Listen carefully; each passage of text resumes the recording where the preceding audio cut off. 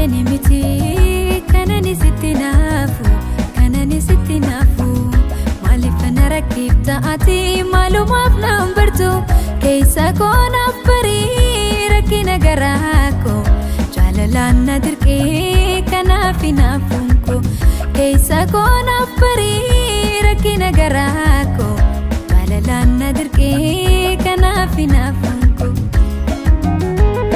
andoksuudhaaf yaadu maluun irratti beeka namni anoof jibbee na rakkadhee malan godhaa malli maali odoo jettuun hankan keetti waan naftaatu otoo laaluu hinaafumatu na rakkisee kan keessa koo hin amanu mali amalla amma maallaa dhaamsanii ajaran na rakkadhee nan dadhabeen dhiisu yaalu siyaada kana amma bahee galuutti inni nan jeeqamaa nattiin tolu anoof biira sadamnaan nayyaanni konaan kajeelu osoon deemu kobee na dhumte faanarraa mina abdachiisee yoomuma walgarraa osoon deemu kobee na dhumte faanarraa mina abdachiisee yoomuma walgarraa bakansi jaaladhe ani ittiin bonaa yoonte tahe bakansi jaaladhe ani ittiin bonaa yoonte tahe gooticha ilman Oromoo ibidda koonsinna tahe na afanas bahe koonoo jarjalame waliin gahe na afanas bahe koonoo jarjalame waliin gahe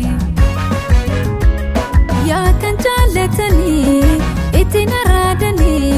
goota kaalli namaa siifu maraatanii konkolaataan dhabee karaarran dhaabbadhu wal dhabuun hin malle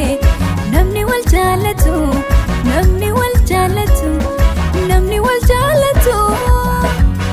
waan ati na jibbiteef barnaa galee jira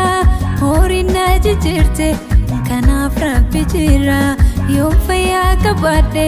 horiin akka koo jira waan ati na jibbiteef barnaa galee jira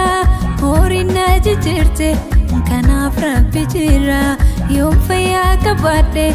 horiin akka koo jira baga deemtee galanni jaalalaa yoo kana tahee allamunaaf gahee annama jaalachuu ansirratti jilee deemeen jaalala komadhee baga deemtee galanni jaalalaa yoo kana tahee allamunaaf gahee annama jaalachuu ansirratti jilee deemeen jaalala komadhee guyyaa oli dhufnee jaalalaan taphannee akka gosa goottee waan jetteen dagannee akka fedhi teenyaa seelaa eegadhabnee biyya kanan taa'oo jette kakakattee si taatee garaa kee murattee har'a dhukkubfattee humaami galanni jaalalaa yoo kana tahee allamunaaf gahee annama jaalachuu ansirratti jilee deemee jaalala komadhee